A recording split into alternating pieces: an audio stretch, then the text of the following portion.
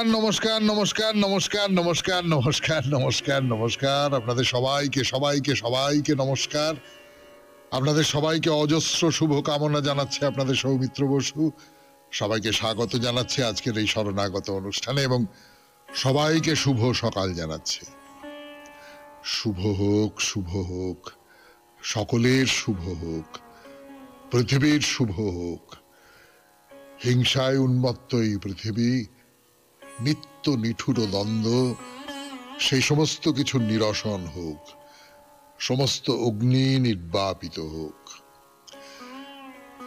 বেনি মাধবশীলের পঞ্জিকা অনুযায়ী আজকের দিনটার কথা বলি। আজকে 13ই পৌষ 1431, ইংরেজির 29শে ডিসেম্বর 2024, রবিবার, চতুর্দশী। সূর্যোদয়ের সময় এই শরণাগত যখন শুরু হচ্ছে তার থেকে অনেকটা দূরে 6:22 আর সূর্যাস্তের সময় বিকেল 4:57।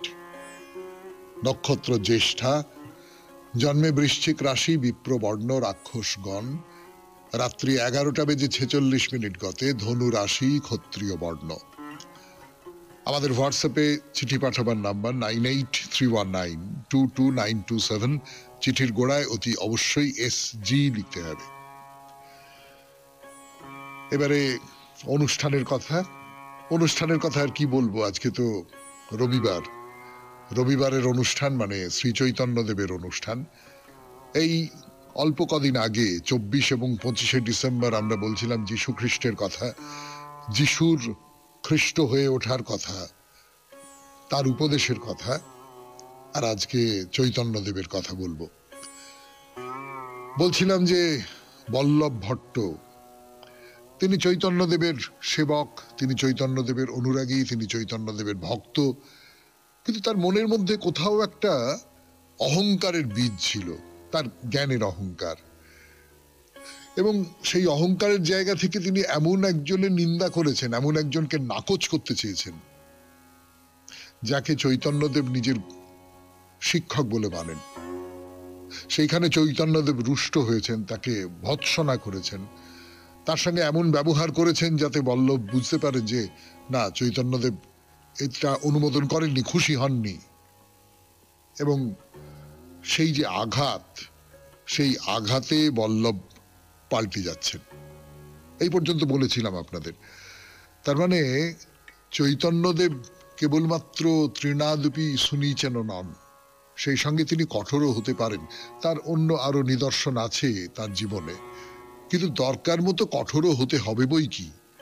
তা না হলে বৈষ্ণবীয় আচরণ মানে যদি কেবলমাত্র নিজেকে নিচু করে রেখে দেওয়া হয়, তাহলে জীবনে বাঁচতে পারা যাবে না। ঠাকুর শ্রী রামকৃষ্ণ পরমহংসদেবের সেই গল্প আছে না, মাঝে মাঝে ফোঁস করতে হবে। তো যাই হোক, এই জায়গা থেকে শুরু করব আজকের শরণাগত, রবিবারের শরণাগত, শ্রী চৈতন্যদেবের শরণাগত। 92.7 বিগ FM এ আমি এখন আছি আপনাদের সঙ্গে, আপনাদের সৌমিত্র বসু। ফিরে আসছি গানের পর। গানের পর ফিরে এলাম 92.7 বিগ FM এ শরণাগত অনুষ্ঠানে। আমি আপনাদের সৌমিত্র বসু। তো বল্লভকে তো ওই রকম রূঢ় কথা বলেছেন, শিক্ষা দেওয়ার জন্যই অপ্রিয় আচরণ করেছেন। এবং মহাপ্রভুর স্বভাবের বৈশিষ্ট্যটাই হচ্ছে যে দরকার মতো তিনি তার যে ধরন, একেবারে উল্টো ধরন তিনি তার ভেতর থেকে নিয়ে আসতে পারতেন এবং সেইভাবে ভক্তের হৃদয়কে পরিচ্ছন্ন করবার ব্যাপারে কোনো দ্বিধা করতেন না। তো মহাপ্রভুর যারা পার্ষদ ছিলেন, জগদানন্দ, গদাধর, সকলেই এটা জানতেন, তার সাক্ষী ছিলেন। তা বল্লভ ভট্ট তার ত্রুটির কথা বুঝতে পেরেছেন এবং তারপর থেকে খুব চেষ্টা করছেন যে না না না, ওই অহংকার দূর করতে হবে, ওই ক্রোধ নিবারণ করতে হবে। তো নিজেকেই পরীক্ষা করবার জন্য খানিকটা, বা মহাপ্রভুকে তুষ্ট করবার জন্য, তিনি একদিন মহাপ্রভুকে নিজের যে ঘর, সেই ঘরে বললেন যে আপনি যদি ভিক্ষা গ্রহণ করেন। ভিক্ষা গ্রহণ মানে আর কিছু না, নেমন্তন্ন করা আর কি। আমরা যাকে নেমন্তন্ন করা বলি তাকেই বলা ভিক্ষা গ্রহণ। কারণ সন্ন্যাসী তিনি তো নিমন্ত্রণ গ্রহণ করেন না, তিনি কারুর বাড়িতে গিয়ে ভিক্ষা চান, ভিক্ষা গ্রহণ করেন। তো বল্লভ ভট্ট সেই রকম ভিক্ষা দেবার জন্য তাকে ডাকলেন এবং মহাপ্রভু বললেন যে আচ্ছা বেশ ঠিক আছে, আমি তোমার গৃহে যাব, ভিক্ষা গ্রহণ করব। এই বল্লভ ভট্ট তিনি ছিলেন বালগোপালের উপাসক এবং তিনি কৃষ্ণকে ওই সন্তান স্নেহে তার সেবা করতেন, অর্থাৎ দৈতার মতো করে নয়, প্রেমিকার মতন করে নয়, রাধিকার মতন করে নয়। তিনি যেন মা যশোদা এই রকম করে কৃষ্ণের সেবা করতেন। তো তিনি গদাধরকে বললেন যে আমি তো এই বাৎসল্য রস, সেই বাৎসল্য রসের সেবা সাধন ছেড়ে আমি মাধুর্য রসের সেবা করতে চাই। গদাধর তুমি আমাকে সাহায্য করো। তো গদাধর তো মধুর ভাবে সাধক, আপনারা জানেন, বলেওছি এর আগে। তো গদাধরকে বল্লভ ভট্ট বললেন যে তুমি আমাকে দীক্ষা দাও। তো গদাধর বললেন না না না না না না, এটা আমি করতে পারি না, এটা এটা এটা এটা এটা এটা আমি কিছুতেই করতে পারি না। বললেন যে আমি পরতন্ত্র, আমার প্রভু গৌরচন্দ্র, তার আজ্ঞা বিনা না হই স্বতন্ত্র, আমি চৈতন্যদেবের আদেশ ছাড়া এই কাজ কিছুতেই করতে পারবো না। 92.7 বিগ এফএম এ শুনছেন শরণাগত, রবিবারের শরণাগত। আমি আছি আপনাদের সঙ্গে, আপনাদের সৌমিত্র বসু। ফিরে আসছি গানের পর। গদাধরকে অনুরোধ করেছেন, গদাধর রাজি হচ্ছেন না। এই পর্যন্ত বলেছিলাম আপনাদের এই 92.7 বিগ এফএম এ রবিবারের শরণাগত অনুষ্ঠানে। আসলে এর পেছনে আর একটা কারণও ছিল। এর আগে তো বল্লভ ভট্টকে নিয়ে অনেকগুলো অস্বস্তিকর ঘটনা ঘটে গেছে এবং মহাপ্রভু তাকে বকাবকি করেছেন। মহাপ্রভু তার রচিত টিকা শুনতে চাননি, গদাধর শুনেছেন সেটা। সেই কারণে মহাপ্রভুর মনে একটা ক্রোধ বলবো না, একটা এক ধরনের একটা অভিমান তৈরি হয়েছে এবং সেইটা নিয়ে তিনি গদাধরকে একটু তিরস্কারও করেছেন। তো এই অবস্থায় যদি আমি মহাপ্রভুকে কিছু না জানিয়ে বল্লভকে দীক্ষা দিই তাহলে না, সেটা সেটা বোধহয় ভালো হবে না। ফলে গদাধর বললেন না না না না না না না, মহাপ্রভু আছেন, আমি আমি আপনাকে দীক্ষা দিতে পারি না, না না, কিছুতেই না। তো যাই হোক, যে কথা বলছিলাম আপনাদের, যে বল্লভ তো মহাপ্রভুকে নেমন্তন্ন করেছেন তার বাড়িতে, মানে আমাদের ভাষায় নেমন্তন্ন, ভিক্ষা দেবার জন্য ডেকেছেন। তো একটা দিন ঠিক করা হলো, অন্যান্য ভক্তরাও যাবেন, তিনি তো একা যাবেন না মহাপ্রভু। তো ভক্তরা পৌঁছে গেছেন, মহাপ্রভু আসতে একটু দেরি করছেন। তো মহাপ্রভু ওই বল্লভ ভট্টের বাসায় এলেন, এসে দেখলেন যে সকলে বসে রয়েছে, গদাধর আসেনি। তো বললেন যে কি ব্যাপার, গদাধর নেই কেন? বলে স্বরূপ জগদানন্দ আর গোবিন্দকে ওই যমেশ্বর টোটায়, যেখানে গদাধর থাকতেন, সেইখানে গেলেন, তাকে ধরে নিয়ে আসছেন। তা গদাধর খুব সংকোচের সঙ্গে, খুব দ্বিধার সঙ্গে আসছেন, খুব উদ্বিগ্ন মনে। তার স্বরূপ তাই দেখে সারাটা পথ তাকে অভয় দিতে দিতে আসছেন। বলছেন, তুমি তুমি কেন ভাবছো যে মহাপ্রভু তোমার উপর রাগ করে তোমার সঙ্গে এরকম ব্যবহার করছেন? তোমাকে পরীক্ষা করবার জন্যই এই সমস্ত করছেন। তুমি তুমি এসো এসো এসো। মহাপ্রভুর বেশিরভাগ আচরণের মধ্যে এই যে শ্রীকৃষ্ণের যে আচরণের ধরনটা, সেই রকমটা মনে হয় তার সঙ্গে খুব মিল আছে, তার স্বভাবও সেই রকম ছিল। এই কথাটা হঠাৎ করে কেন বললাম সেটা বলবার জন্য ফিরে আসছি। একটু গান শুনে নি 92.7 বিগ এফএম এ শরণাগত অনুষ্ঠানে, তারপর আবার মহাপ্রভুর কথা বলা ভালো, শ্রীকৃষ্ণের কথা। শ্রীকৃষ্ণের কথা বলবো, মহাপ্রভুর সঙ্গে শ্রীকৃষ্ণের আচরণগত অনেকগুলো মিল আছে, বলছিলাম একটু আগে আপনাদের 92.7 বিগ এফএম এ এই শরণাগত অনুষ্ঠানে। সেই সূত্রে একটা ঘটনার কথা বলি। শ্রীকৃষ্ণ একদিন রুক্মিণী দেবীকে পরিহাস করে বলছেন যে আমি তোমার পতি হবার যোগ্য নই, তুমি একটা কাজ করতে পারো, তুমি অন্য কাউকে পতি হিসেবে বরণ করে নিতে পারো। মানে বরেরা তো স্ত্রীদের এইরকম করে ঠাট্টা মস্করা করেই থাকে। কিন্তু এই যে প্রেম, কৃষ্ণের প্রতি যে প্রেম, সেই প্রেমটা আমাদের যে জাগতিক প্রেম, আমাদের যে আমাদের স্ত্রীরা যেভাবে আমাদের ভালোবাসেন, তার থেকে অনেক আলাদা, অনেক তীব্র। তো এই যে কথাটা কৃষ্ণ মজা করে বললেন, সেইটা শুনে রুক্মিণীর ভেতরে একেবারে উলঢাল হয়ে গেল বলা যেতে পারে। তার মনে হলো তাহলে কি কৃষ্ণ আমাকে ছেড়ে চলে যাবেন, তাহলে কি কৃষ্ণ আমাকে ত্যাগ করতে চাইছেন। তিনি অজ্ঞান হয়ে মাটিতে লুটিয়ে পড়লেন। এই হচ্ছে প্রেম। তো গদাধরের অবস্থাও এখন তাই। চৈতন্যদেব কি আমাকে আমাকে পরিত্যাগ করবেন, সেই জন্য কি তিনি আমাকে ডেকে পাঠাচ্ছেন, এই ভেবে গদাধর প্রায় মানে মহাপ্রভুর কাছে আসতে পারছেন না। আর স্বরূপ তাকে বারবার বলছেন, ওরে বাবা না না না, মহাপ্রভু তোমার উপর রাগ করেননি, তিনি বলছেন যে সকলে এসেছে, গদাধর আসেনি কেন, সেই জন্যে তোমাকে নিয়ে যাবার জন্য আমি তোমার কাছে এসেছি। আরে তুমি কি করছো? কিন্তু গদাধর কোনো কথা শুনতে চাইছেন না, মনটা শুধু প্রভুর কাছে নিবদ্ধ রেখেছেন। তো স্বরূপ বলছেন, আচ্ছা ঠিক আছে, তোমাকে মহাপ্রভু বকেছেন তো, তুমিও তাকে একটু বকে দিও, তাহলে হবে তো।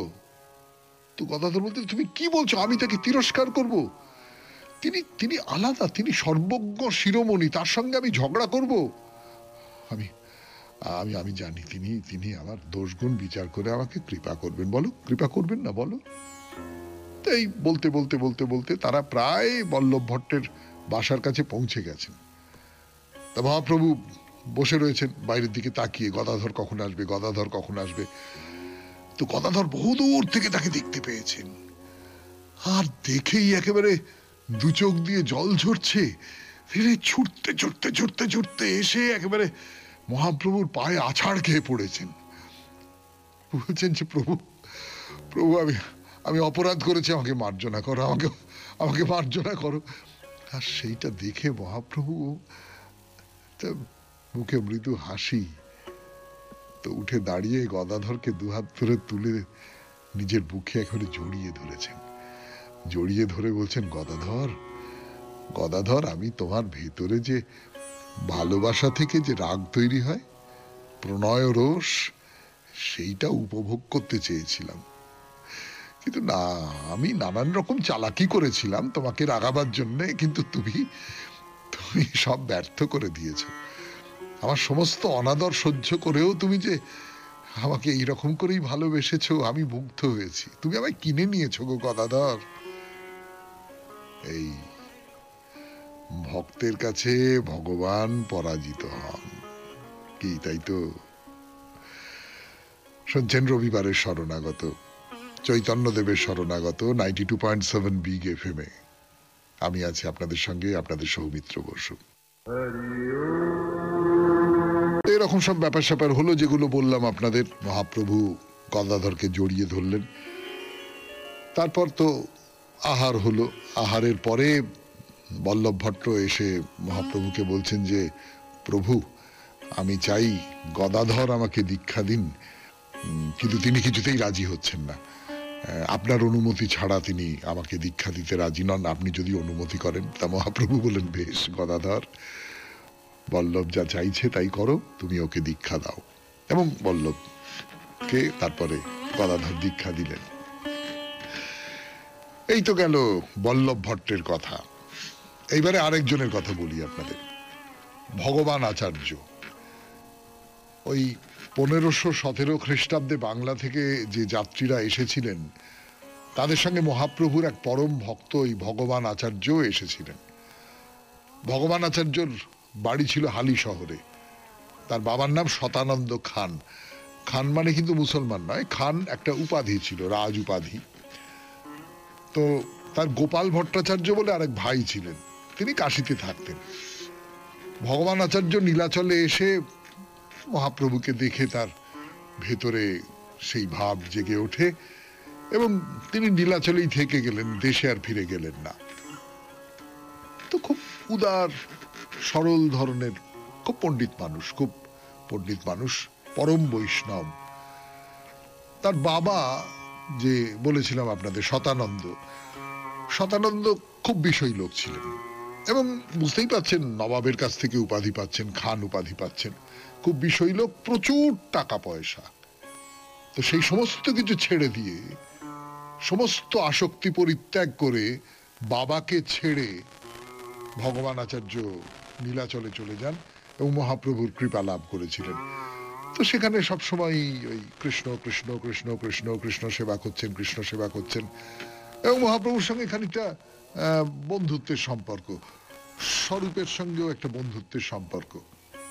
তো মাঝে মাঝে নিজের হাতে রান্না করে তিনি মহাপ্রভুকে ভিক্ষে দিতেন। তার ভাই গোপাল কাশীতে থেকে বেদান্ত শিক্ষা করে নীলাচলে এলেন, এসে দাদার কাছে আছেন। দাদাও তাকে নিয়ে মহাপ্রভুর সঙ্গে আলাপ করিয়ে দিলেন। গোপাল হচ্ছেন বেদান্তের পণ্ডিত মানুষ, তিনি তার যে বিদ্যা জ্ঞান তাই নিয়ে মাঝে মাঝে মহাপ্রভুর কাছে গিয়ে অধ্যাত্ম তত্ত্ব নিয়ে আলোচনা করেন। তো তার আলোচনায় ওই শঙ্কর বিরচিত ভাষ্যের নানান রকম উদ্ধৃতি থাকতো, প্রচুর উদ্ধৃতি দিয়ে আলোচনা করতেন। তো মহাপ্রভু তো জ্ঞানের লোক নন, মহাপ্রভু তো ভক্তির লোক, মহাপ্রভু তো প্রেমের লোক, মহাপ্রভু তো ভালোবাসার সমর্পণের লোক। এই যে নানা রকম কোটেশন দিয়ে কথা বলছেন, তাত্ত্বিক সব কথা বলছেন, এইগুলো মহাপ্রভু এই গোপালের মুখে এইসব শুনে তার ভালো লাগে না। কোনো একটা আলোচনার মধ্যে কৃষ্ণের প্রতি ভক্তির স্পর্শ যদি না থাকে তাহলে তিনি শুনে সুখ পেতেন না। কিন্তু ভগবান আচার্যকে মহাপ্রভু খুব ভালোবাসেন, খুব পছন্দ করেন, এবং ভগবান আচার্যের ভাই হচ্ছেন গোপাল, সেই জন্য তিনি মেনে নিতেন এবং গোপালকেও খুব কিন্তু আলোচনাটা করতে খুব পছন্দ করতেন না, এবং মাঝে মাঝে একটু বিরক্ত হতেন। শুধুই একটা জ্ঞানের কথা, এবং সেই জ্ঞানের কথা বলার মধ্যে দিয়ে একটা অহংকারের ব্যাপার এই সমস্ত প্রকাশ পায়। শুনছেন গোপালের কথা, গোপাল এবং শ্রী চৈতন্যদেব, বল্লভ ভট্টের পর আরেকজন জ্ঞানী মানুষ, পণ্ডিত মানুষ, তার কথা। ফিরে আসছি গানের পর 92.7 বিগ এফএম এ শরণাগত অনুষ্ঠানে, রবিবারের শরণাগত। আচার্য শঙ্কর,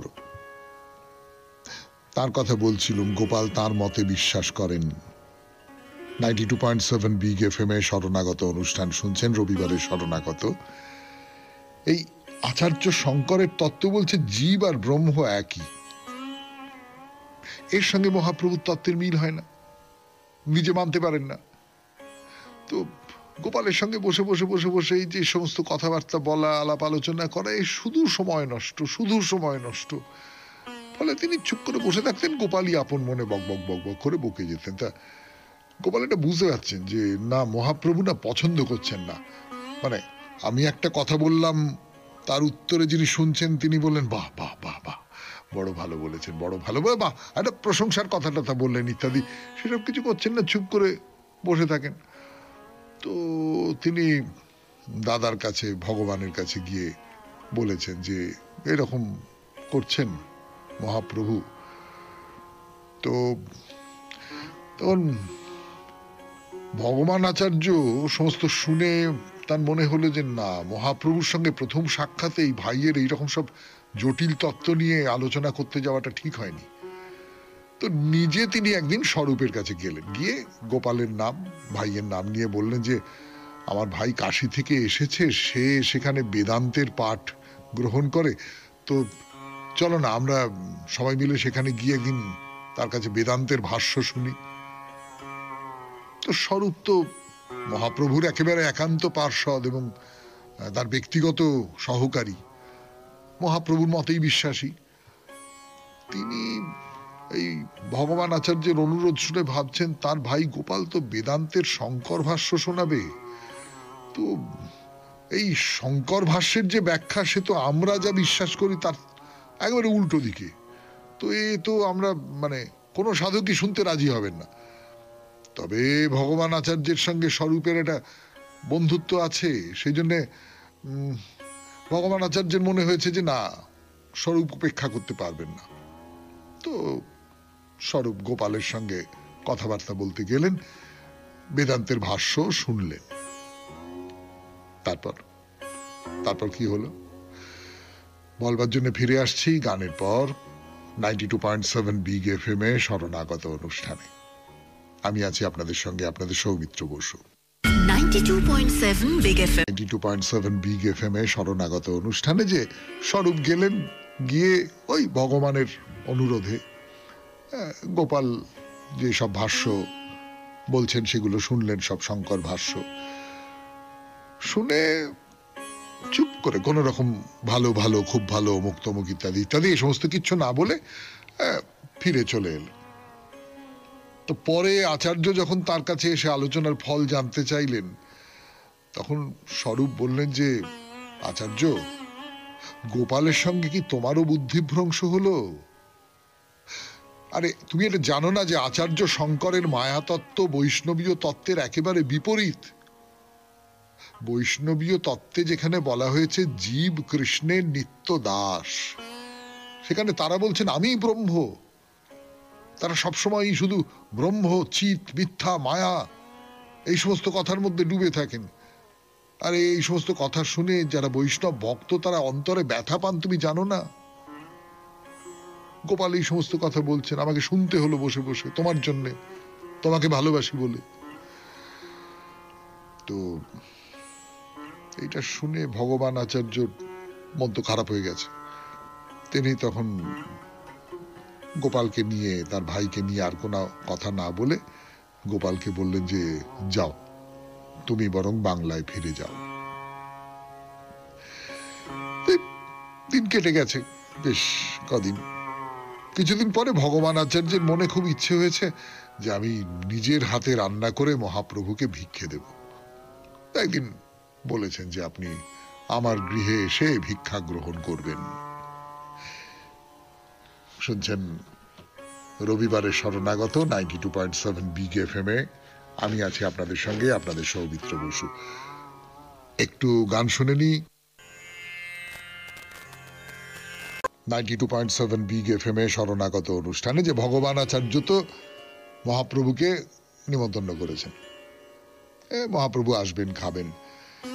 এদিকে ভাঁড়ারে গিয়ে দেখেন এই রে, এ তো এক মুঠো চাল নেই। তাহলে কি হবে, কি হবে, কি হবে, কি হবে, কি হবে? তো ছোট হরিদাস বলে একটি কম বয়সী ছেলে, কিশোর বলা যায়, মহাপ্রভুর ও খুব অনুরাগী শিষ্য বলা যায়, তো তিনি ভগবান আচার্যের খুব প্রিয় হয়ে উঠেছিলেন। তিনি তাকে ডেকে বললেন যে যাতো বাবা, ওই মাধবী দেবী আছেন, মাধবী দেবীর কাছ থেকে এক কাঠা ভালো সরু শালি ধানের চাল নিয়ে আয় তো। আর তুমি কিন্তু আমার নাম করে গিয়ে চাল চাইবে, কেমন? তুমি চাইলে, তুমি বাচ্চা ছেলে, তোমাকে হয়তো দেবেন না, কি ব্যাপার, কেন, কি ইত্যাদি ইত্যাদি জিজ্ঞেস করবেন। তুমি বলবে যে ভগবান আচার্য চেয়েছেন এটা। যাও, মাধবী দেবীর কাছ থেকে তুমি চাল নিয়ে এসো। এই মাধবী দেবী কে? মাধবী দেবী নীলাচলেই থাকতেন। তিনি হচ্ছেন শিখি মাহিতির ভগ্নী।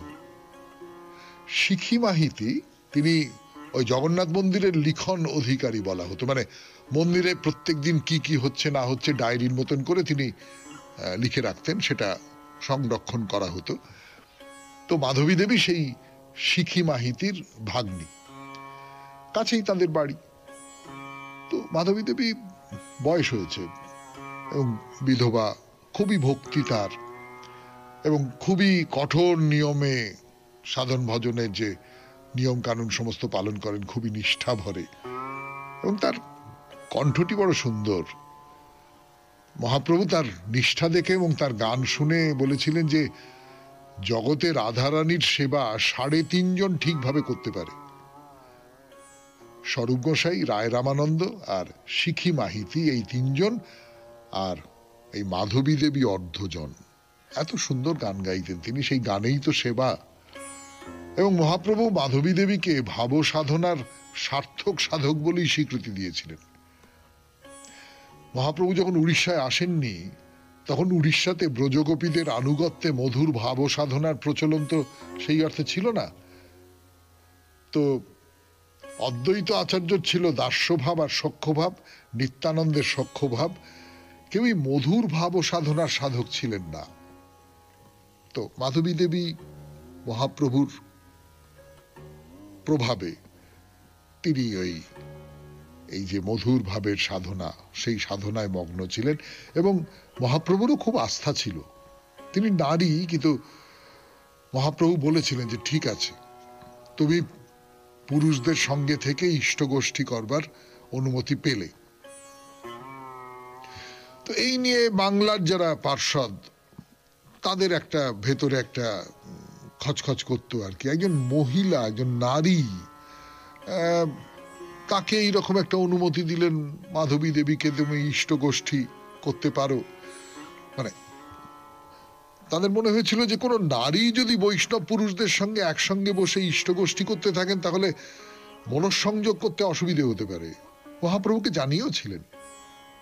তো মাধবী দেবী সেটা শুনেছিলেন, শুনে তিনি না, আমি পুরুষদের সঙ্গে বসে করব না, এইরকম একটা মনোভাব ছিল তার। এই হলো মোটামুটি মাধবী দেবীর পরিচয়। এবার ঘটনাটায় আসবো, কিন্তু তার আগে গান শুনবো 92.7 বিগ এফএম এ শরণাগত অনুষ্ঠানে। আমি আপনাদের 92.7 বিগ এফএম এ শরণাগত অনুষ্ঠানে ওই ভগবান আচার্য তিনি তো মহাপ্রভুকে নিমন্ত্রণ করেছেন, কিন্তু ঘরে একদানা চাল নেই। তখন তিনি ছোট হরিদাস বলে একটি কম বয়সী ছেলে, তাকে বললেন যে যা মাধবী দেবীর কাছ থেকে একটু চাল নিয়ে আয়, ভালো চাল নিয়ে আয়, 1 কাঠা চাল খুব ভালো নিয়ে আয়। নিমন্ত্রণটা তো মানে পার করতে হবে, মহাপ্রভুকে নিমন্ত্রণ করেছি। তো ছোট হরিদাস ভগবান আচার্যের নির্দেশে মাধবী দেবীর কাছে গেলেন, গিয়ে বললেন যেরকম ভগবান আচার্য চাল চেয়েছেন মহাপ্রভু আজকে, ইত্যাদি ইত্যাদি ইত্যাদি ইত্যাদি। তো মাধবী দেবীর সঙ্গে হরিদাসের সম্পর্ক খুব ভালো ছিল। হরিদাস বাচ্চা ছেলে এবং খুব সুন্দর গান গাইতে পারত, একেবারেই কিশোর। বিশেষ করে পদকর্তা বাসু ঘোষ, বাসু ঘোষের কীর্তন আপনারা শুনবেন, সেই বাসু ঘোষের অনুগামী ছিলেন। তো মহাপ্রভু নীলাচলে আসার আগে হরিদাস তার কাছাকাছি আসবার সুযোগ পাননি। তো ভালো গান গাইতেন বলে মহাপ্রভু নীলাচলে এসে তার গান শুনে অন্য পার্ষদদের সঙ্গে তারও একটা জায়গা হয়েছে। মহাপ্রভুকে প্রত্যেকদিন সকালবেলা কীর্তন গান শোনাতেন। তো মহাপ্রভু খুশি হয়ে তাকে কীর্তনিয়া হরিদাস বলে সম্বোধন করতেন। আর ওই মাধবী দেবীও খুব ভালো গান গাইতেন। সেই সূত্র ধরে দুজনের মধ্যে একটা যোগাযোগ তৈরি হয়েছে, প্রায় আত্মীয়ের মতন। এইবার তো যাই হোক, সেই হরিদাস তো গেছেন মাধবী দেবীর কাছে, গিয়ে তো চাল নিয়ে এসেছেন। মহাপ্রভু এসেছেন ভগবান আচার্যের বাসায় ভিক্ষা গ্রহণের জন্য। দুপুরবেলার খাবার একাই আছেন, অন্য ভক্তরা কেউ নেই। তো ভগবান আচার্য তার সেবার জন্য সরু চালের ভাত, নানান রকম স্বাদের আহার ব্যঞ্জন সব রান্না করেছেন, আসন পাতা আছে। তো আচার্য বললেন যে তাহলে আপনি বসুন একটু। বসে তো মহাপ্রভু আহার শুরু করতে গিয়ে দেখলেন পাতায় সরু চালের ভাত দেওয়া হয়েছে। বললেন বাহ বাহ বাহ বাহ, ভগবান এত সুন্দর চাল দিয়ে অন্ন পাক করেছো, এমন চাল তুমি পেলে কোথায়? তো ভগবান আচার্য বললেন যে প্রভু, মাধবীর কাছ থেকে চেয়ে নিয়ে এসেছি। আসলে এই কথাটা আপনাদের বলা উচিত ছিল আগে। সেটা হচ্ছে ভগবান আচার্য তার একটা পা খঞ্জ ছিলেন আর কি, হাঁটতে পারতেন না। তো মহাপ্রভু বললেন যে ও আচ্ছা আচ্ছা, তো তুমি কি করে নিয়ে এলে, না কাউকে দিয়ে আনিয়ে নিয়েছো? তো ভগবান আচার্য বললেন যে প্রভু, ছোট হরিদাসকে দিয়ে আনিয়ে নিয়েছি। মহাপ্রভুর মুখ লাল হয়ে গেল, কোনো কথা বললেন না, চুপচাপ আহার শেষ করলেন। তো ভগবান আচার্য দেখছেন যে মহাপ্রভুর মুখটা কিনা গম্ভীর হয়ে গেছে, কোনো কারণে ভেতরে ভেতরে রাগ হয়েছে।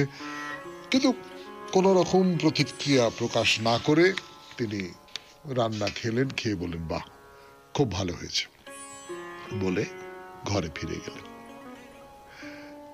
তারপর কি হলো, 92.7 বিগ এফএম এ শরণাগত অনুষ্ঠানে অন্তিম পর্বে এসে পৌঁছেছি আমরা। মহাপ্রভু ভগবান আচার্যের গৃহে আহার গ্রহণ করে ফিরে গেলেন। ফিরে আসছি গানের পর। ভগবান আচার্যের গৃহ থেকে ফিরে এসে গোবিন্দকে নির্দেশ দিলেন, তার সেবক গোবিন্দ, আজি হইতে এই মোর আজ্ঞা পালিবা, ছোট হরিদাসে ইহা আসিতে না দিবা। আজ থেকে এই আমার আজ্ঞা, ছোট হরিদাস যেন এই আমার কাছে না আসে। এটা কি হলো? এ কি ভয়ঙ্কর আদেশ! আসলে মাধবী দেবী আর হরিদাস দুজনেই গান গাইতেন। তো হরিদাস বয়সে অনেক ছোট, কিশোর বলা যেতে পারে, খুব ভালো গান গাইতেন। মহাপ্রভু তার গান শুনতেন, খুব পছন্দ করতেন। মাধবী দেবীও গান গাইতেন খুব ভালো। এই দুজনের মধ্যে এই গান গাইবার সূত্রে হয়তো একটা সম্পর্ক তৈরি হয়েছিল। সেটা খুব সুন্দর সম্পর্ক, খুব চমৎকার সম্পর্ক। কিন্তু যেটা হয় না, যে কোনো একটা সম্পর্ক, সেইটা নিয়ে একটা কানাঘুষো তো চলে। তো বৈষ্ণবদের মধ্যে ওইরকম একটা কানাঘুষো প্রচলিত ছিল যে মাধবী দেবীর অনেক বয়স, বৃদ্ধা, এবং ছোট হরিদাস কম বয়সী ছেলে। তা সত্ত্বেও আপনারা তো জানেন, আপনারা তো মানুষের জীব জানেন, মানে বৈষ্ণব হলেই যে সেই জীব থেকে মানুষ নিস্তার পাবে এরকমটা তো নাও হতে পারে। তো মহাপ্রভু হরিদাস মাধবী দেবীর বাড়িতে গিয়ে চাল নিয়ে এসেছে এই অপরাধে ছোট হরিদাসের এখানে আসা, মহাপ্রভুর কাছে আসা বন্ধ করে দিলেন, তাকে পরিত্যাগ করলেন। তার মানে কতখানি সতর্ক থাকতে হবে, কতখানি সাবধান থাকতে হবে যে কখনো কোনো নারীর সঙ্গে কোনো পুরুষের ওই রকম সংযোগ ঘটতে পারবে না। এই রকম একটা কঠোর ব্যাপার ছিল মহাপ্রভুর মধ্যে। আজকে এইখানেই শেষ করি। হরিদাসের কি হলো সেটার বলবার জন্য আমাকে এবং শোনবার জন্য আপনাদের অপেক্ষা করতে হবে আবার আগামী রবিবার পর্যন্ত।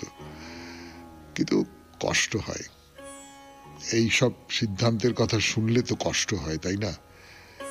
মহাপ্রভুর এই নিষ্ঠুরতার দিকটাও কিন্তু ছিল, হয়তো ভালো ভেবেই, হয়তো বড় কোনো একটা প্রেক্ষিতের কথা ভেবেই। যেমন তিনি বিষ্ণুপ্রিয়াকে ত্যাগ করেছিলেন নিষ্ঠুর হয়ে, তেমনি তো ছোট হরিদাসকেও ত্যাগ করলেন। শেষ করি আজকের শরণাগত, রবিবারের শরণাগত 92.7 বিগ এফএম এ। আমাদের হোয়াটসঅ্যাপে চিঠি পাঠাবার নাম্বার 9831922927। চিঠির গোড়ায় অতি অবশ্যই SG লিখতে হবে। ভালো থাকবেন, আনন্দে থাকবেন। নমস্কার